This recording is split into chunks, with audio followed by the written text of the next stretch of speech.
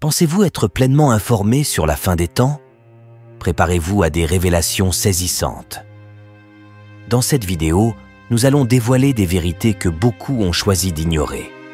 Ce que nous allons partager va au-delà de la foi conventionnelle. C'est une perspective qui ébranlera même les sceptiques les plus acharnés. Découvrez les 4 signes inattendus de la seconde venue du Christ qui se déroulent en ce moment même. Et voici la partie la plus étonnante.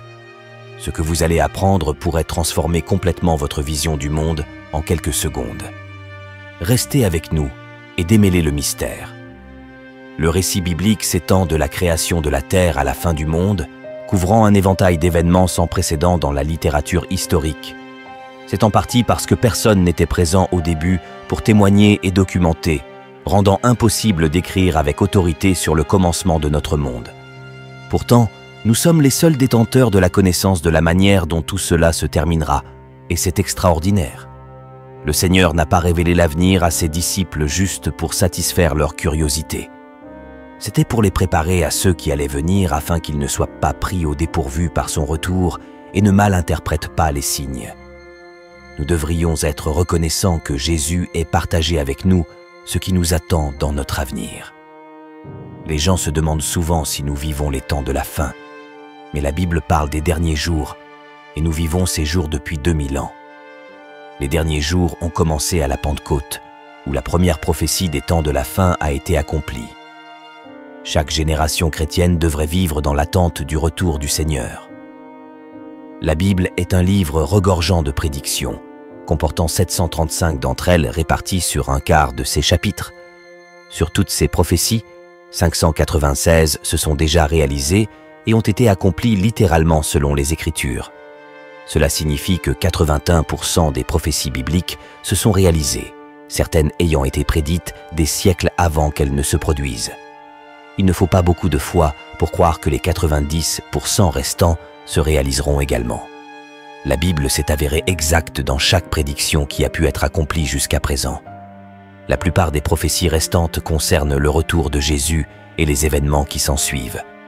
Combien de ces prophéties restent à accomplir avant le retour de Jésus? La réponse est environ 20, et nous surveillons de près leur déroulement avant d'anticiper le retour du Seigneur. Jésus nous a dit de veiller et de prier, mais que devons-nous exactement surveiller? Nous ne pouvons pas simplement rester inactifs, les yeux fixés sur les nuages, attendant son apparition. Il voulait que nous soyons attentifs aux événements mondiaux et que nous reconnaissions les signes qu'il nous a donnés pour nous préparer. Ces signes sont les prophéties. Alors plongeons dans Matthieu, chapitre 24, où les disciples ont demandé à Jésus quels seraient les signes de son avènement. Face à cette question, Jésus a fourni une réponse directe et sans équivoque pour laquelle nous pouvons remercier Dieu pour sa clarté. Dans le livre de l'Apocalypse, il offre une réponse plus détaillée et complète, mais ici il résume les signes qui précéderont son arrivée. Les disciples se sont approchés de Jésus en privé alors qu'il était assis sur le mont des Oliviers. Matthieu 24, versets 3 à 36. Ils ont demandé « Dis-nous, quand ces choses arriveront-elles et quel sera le signe de ton avènement et de la fin du monde ?» Jésus répondit « Que personne ne vous égare. Beaucoup viendront en mon nom, prétendant être le Messie, et ils tromperont beaucoup de gens. Vous entendrez parler de guerres et de bruits de guerre, mais ne vous effrayez pas. Oui, ces choses doivent arriver, mais la fin ne viendra pas tout de suite. Nation se lèvera contre nation, et royaume contre royaume. Il y aura des famines et des tremblements de terre en divers lieux, mais tout cela n'est que le début des douleurs de l'enfantement. Ensuite, vous serez arrêtés, persécutés et tués. Vous serez haïs dans le monde entier à cause de moi. Beaucoup abandonneront la foi et se trahiront et se haïront les uns les autres. Beaucoup de faux prophètes apparaîtront et tromperont beaucoup de gens. Le péché sera répandu partout, et l'amour du plus grand nombre se refroidira. Mais celui qui persévérera jusqu'à la fin sera sauvé. Et cette bonne nouvelle du royaume sera prêchée dans le monde entier, afin que toutes les nations l'entendent. Et alors la fin viendra. Le jour viendra où vous verrez ce dont a parlé le prophète Daniel, l'objet sacrilège qui cause la désolation, debout dans le lieu saint. Alors ceux qui seront en Judée doivent fuir dans les montagnes. Une personne sur le toit ne doit pas descendre pour prendre quoi que ce soit dans la maison. Une personne dans le champ ne doit pas retourner chercher son manteau. Quel désastre ce sera pour les femmes enceintes et les mères qui allaitent tant ces jours-là. Priez pour que votre fuite n'ait pas lieu en hiver ou un jour de sabbat, car il y aura une détresse plus grande que jamais depuis le commencement du monde, et il n'y en aura jamais de si grande. En fait, à moins que cette période de calamité ne soit abrégée, personne ne survivra. Mais cette période sera écourtée pour le bien des élus de Dieu. Donc si quelqu'un vous dit « Regardez, voici le Messie » ou « Le voilà », ne le croyez pas, car de faux messies et de faux prophètes apparaîtront, accomplissant de grands signes et prodiges pour tromper, si possible, même les élus de Dieu. Voyez, je vous l'ai dit à l'avance. Donc, si quelqu'un vous dit « Regardez, le Messie est dans le désert », ne vous donnez pas la peine d'y aller. Ou « Regardez, il se cache ici », ne le croyez pas, car comme l'éclair qui vient de l'Est est visible jusqu'à l'Ouest, ainsi sera la venue du Fils de l'homme, tout comme la présence des vautours indique un cadavre à proximité. Ces signes indiquent que la fin est proche. Immédiatement après la détresse de ces jours, le soleil s'obscurcira, la lune ne donnera pas sa lumière, les étoiles tomberont du ciel et les puissances célestes seront ébranlées. Ensuite, enfin, le signe du Fils de l'homme apparaîtra dans le ciel et il y aura une grande lamentation parmi tous les peuples de la terre. Ils verront le Fils de l'homme venant sur les nuées du ciel avec puissance et grande gloire. Il enverra ses anges avec un grand son de trompette, et ils rassembleront ses élus des quatre coins du monde, des extrémités de la terre jusqu'aux cieux. Apprenez maintenant la leçon du figuier. Dès que ses branches deviennent tendres et que ses feuilles poussent, vous savez que l'été est proche. De même, quand vous verrez toutes ces choses arriver, sachez que son retour est très proche, à la porte. En vérité, je vous le dis, cette génération ne passera certainement pas avant que toutes ces choses n'arrivent. Le ciel et la terre passeront, mais mes paroles ne passeront jamais. Cependant, personne ne sait le jour ni l'heure où ces choses arriveront, ni les anges dans les cieux, ni le Fils, mais seulement le Père. Maintenant, dans ce passage, il a donné 4 signes distincts de sa venue. Quels sont exactement ces 4 signes qu'il nous a donnés ? Le premier signe est clairement les désastres dans le monde sous diverses formes, comme les guerres, les famines et les tremblements de terre. Ces événements se produisent certainement, mais ils se produisent depuis plus de 2000 ans. Ils s'intensifient, donc nous vivons certainement ce premier signe. Les guerres, les bruits de guerre, les tremblements de terre et les famines se produisent déjà. Jésus dit de ne pas être trompé. Et il répète cela constamment à mesure que nous approchons de la fin.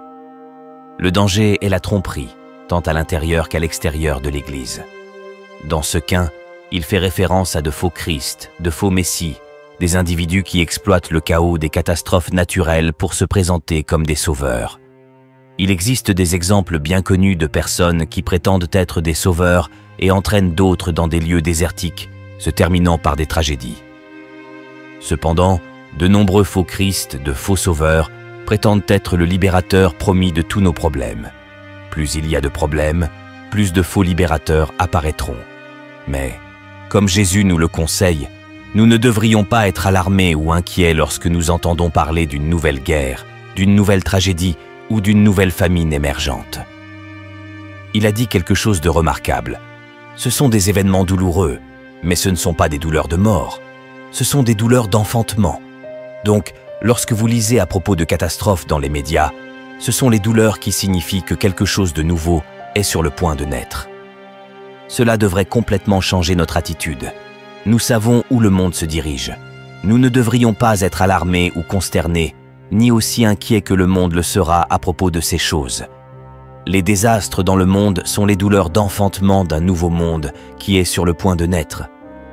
Par conséquent, nous sommes assez différents.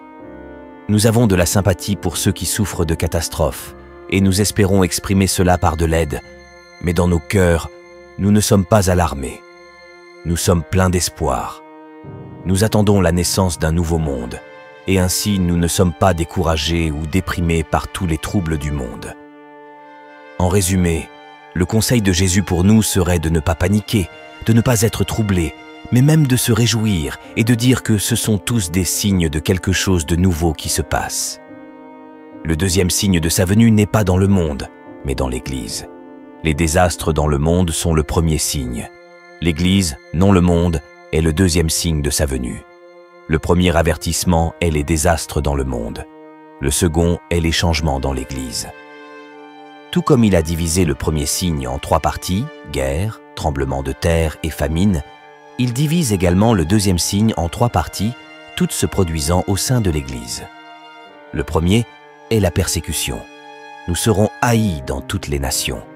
Le deuxième aspect de ce signe serait une réduction significative de la taille de l'Église. L'amour de beaucoup se refroidira alors que l'ensemble de l'Église sera sous pression. Beaucoup de chrétiens de nom, sinon tous les vrais chrétiens, partiront sous les fardeaux de la persécution universelle. Leur amour se refroidira. C'est un signe très déprimant. La grande surprise dans la 3e partie du signe est que l'Évangile sera prêché à tous les groupes raciaux. La 3e partie du signe est que l'Évangile sera proclamé. Une Église plus petite et purifiée aura un impact plus grand sur la planète. C'est précisément ce que Jésus implique. Les faux prophètes peuvent être une grande source de tromperie dans tout cela. Nous sommes conscients des enseignements des faux prophètes. Lorsqu'il n'y a pas de paix, ils prêchent la paix. Au lieu d'être une source de défi, leur message est un message de confort. Ils disent « tout va bien ». Cela n'arrivera pas. Le conseil de Jésus est de continuer à ne pas céder à ces faux prophètes. Ceux qui persévèrent jusqu'à la fin seront sauvés. Lorsque ce signe se produit, lorsque tous les aspects de l'Église sont méprisés par le monde, c'est le conseil de Jésus à tous les chrétiens. Pourquoi cela devrait-il être ainsi? La réponse est que le blé et l'ivraie poussent ensemble, et à mesure qu'ils approchent de leur pleine maturité, la tension entre eux augmente. Par conséquent, il est naturel pour les chrétiens d'être sous beaucoup de pression. À la fin, les chrétiens sont des inadaptés sociaux. Ainsi, il y aura de la haine. Le monde n'est pas notre maison. Notre citoyenneté est dans les royaumes célestes. Nous sommes uniques et c'est en raison de notre unicité que la haine peut surgir. Tout comme Jésus était si différent de tout le monde, il attirait la haine envers lui-même. Jean 15, verset 19 dit « Si vous apparteniez au monde, il vous aimerait comme les siens. Comme il est, vous n'appartenez pas au monde, mais je vous ai choisi hors du monde. C'est pourquoi le monde vous hait. Il n'est pas agréable d'être méprisé. » Cela nous amène au 3e signe des temps de la fin, qui est la détresse de Jérusalem. Géographiquement, elle sera très limitée. Dans ce passage, Jésus fait référence aux prophéties de Daniel, et il y a un personnage dans les prophéties de Daniel appelé l'abomination de la désolation. Daniel mentionne cela 3 fois. Qu'est-ce que tout cela signifie? Quelle est l'importance de tout cela? Il s'agit d'un être humain, un homme qui s'établit dans la ville même de Dieu, se déclare Dieu, et refuse d'accepter la volonté de quiconque au-dessus de la sienne. Un tyran dont l'arrivée aura des ramifications mondiales, mais qui sera centré à Jérusalem, la ville de Dieu, le lieu saint. Puis Jésus dit que le 4e signe de sa venue se produira immédiatement après cela. Et alors nous saurons quand il viendra, et nous serons prêts lorsque ce signe apparaîtra. Il n'y aura pas de danger de faux prophètes ou de faux messies. Il n'y aura pas de tromperie. Ce sera très rapide.